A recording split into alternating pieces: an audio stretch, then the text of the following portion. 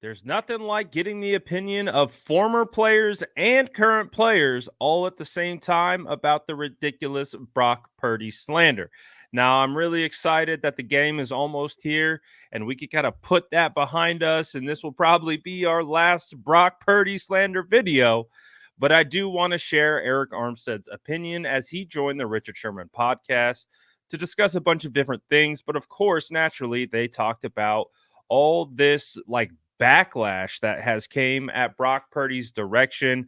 And again, when you can get someone's insight from inside the building and from someone like Richard Sherman, who used to be in the building, knows a lot of these players, understands their culture, and understands what's going on, it really helps quantify all the noise. And I think really when we look at the noise, and I'm going to talk about this on the other side, it's really interesting to see who's defending Brock Purdy and who's attacking Brock Purdy, and there's a common theme. But first, take a listen to Arik Armstead calling the Brock Purdy slander just weird, because that's what it is. Take a listen right here. Especially for these young guys to be down, to know that it's not all lost. It's not hopeless just because you're down in this game. Like, believe, fight your way back, claw, play after play after play. And that's what you guys did. And that's what Brock Purdy did. And I mean, I know you know, as a team, you try to like block out the noise and fast forward and just keep focused on the moment at hand. But you got to feel the hate for Brock Purdy and the nonsense that they spew. Talk about how the team feels about this man and about the confidence you guys walk out with every week with him at the quarterback spot. Man, I really don't get it. I don't understand it. We're talking about the last pick of the draft.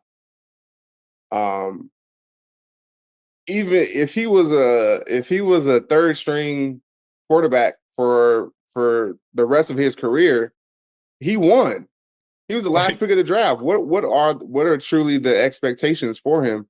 And he's up here blowing the expectations way out of the water. And so I really don't understand it. But from within, what we feel about him is we have ultimate confidence going out there and him leading us and taking the helm of our offense. And we love playing, you know, with and for Purdy.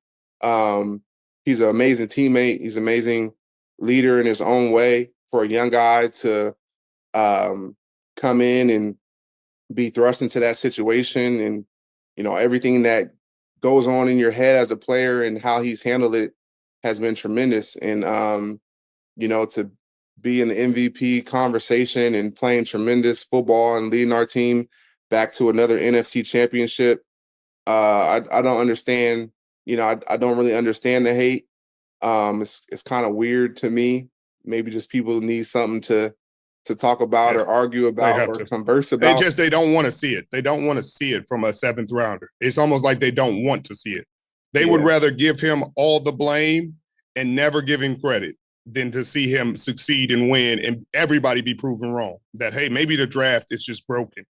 And maybe just because we say talent and arms and he can throw it from all these angles, and a kid who just goes out there and does it right, just hits the guys in stride, makes the right plays, makes the right decisions. You don't have to always make the highlight off your back foot, fading away, 60-yard pass. You can, and he does that too from time. So that's not going to get confused.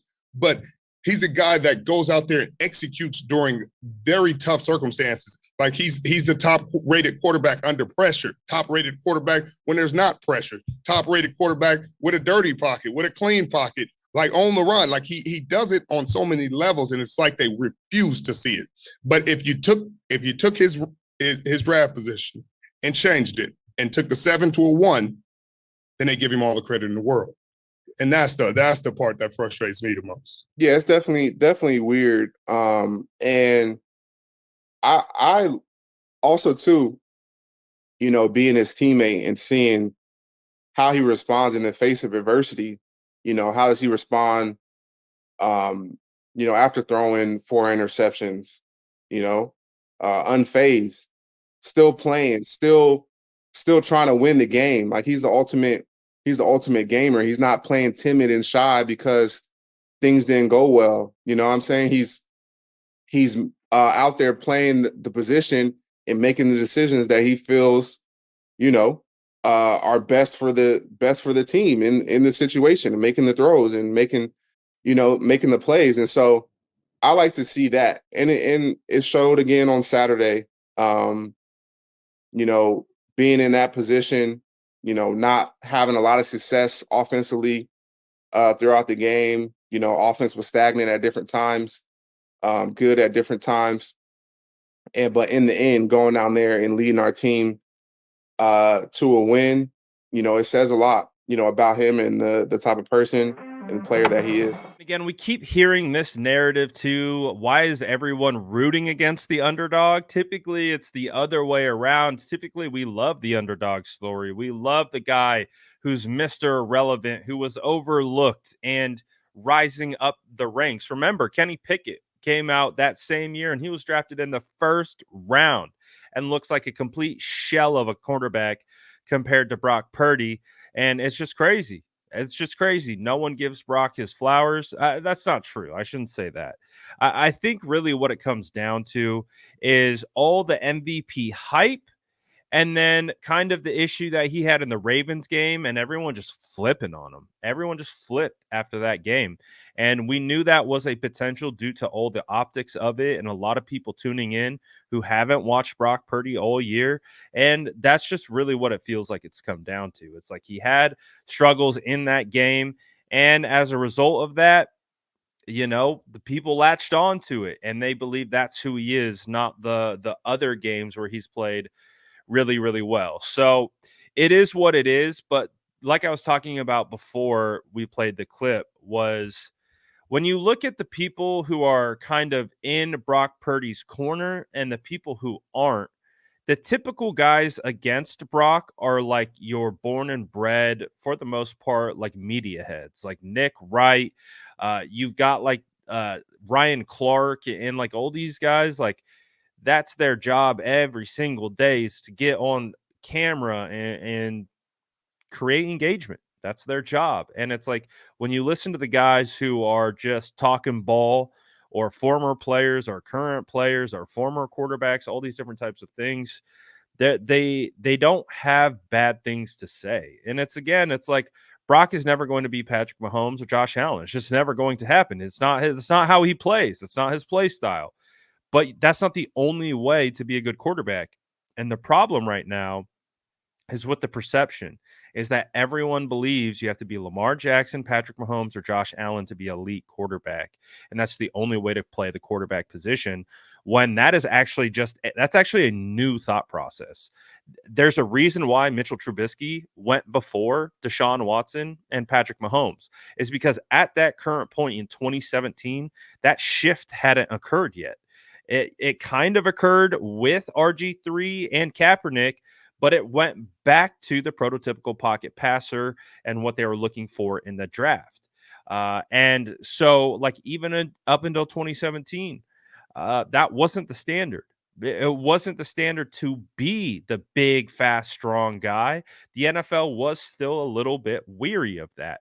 But now that we've seen so much success from those guys and they've really changed the standard, that's now what everyone thinks you have to be. And that's not what you need to be, especially in a Kyle Shanahan scheme. I mean, you look at Trey Lance. Trey Lance had all the physical traits: big arm, big, could run fast, like all these different types of things. And he did not fit in this system with Kyle Shanahan, to the point where Kyle had to change his scheme to fit Trey. So that there's a million ways to be successful in this league. And Brock is just doing it his own way. And he talked about it on, his interview with Steve Young. He's learned that he doesn't have to win making crazy plays with his arm and his legs. He can win with his mind. And if you can do that, you can have a lot of success in this league. And so I love that Arik Armstead and Richard Sherman are just, again, continuing to stand up against this negative drumbeat against Brock Purdy, calling it weird, because it's weird. But they understand what it is. It's an engagement machine. And so it is what it is. But hopefully what we get on Sunday is Brock Purdy having an absolute day and just putting those haters to rest. And we can focus on the next game. But obviously have to take care of the Lions first, and it'll be interesting to see if the 49ers do move on. Let me know what you guys think about this conversation between Richard Sherman and Arik Armstead. Let me know in the comments below, and I will link the entire interview in the description. And as always, make sure to like and subscribe for more updates.